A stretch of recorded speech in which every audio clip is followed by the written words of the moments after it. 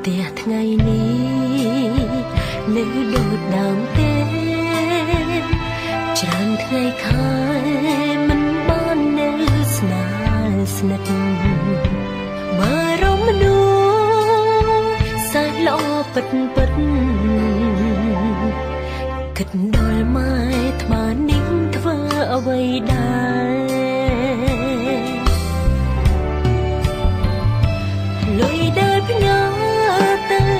ចាយតាមត្រូវការប្រាប់ផងបើសិនជាចាយមិនគ្រប់ទេខោអាវក្រមាទិញតាមចិត្តមកកូនមិនអីទេ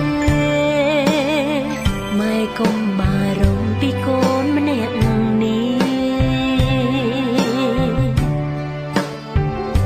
ក្មេងក្រៅផ្ទាំងរូបនេះនឹងមិនដើរខុសផ្លូវ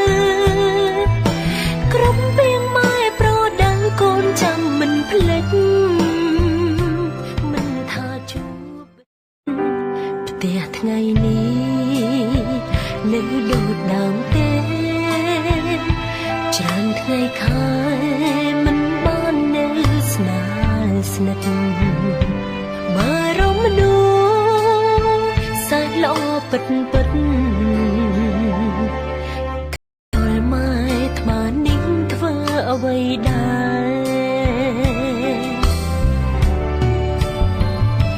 លុយដែលផ្ញើទៅចាយតាមត្រូវការ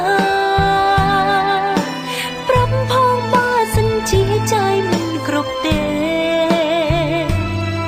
ខោអាវក្រមា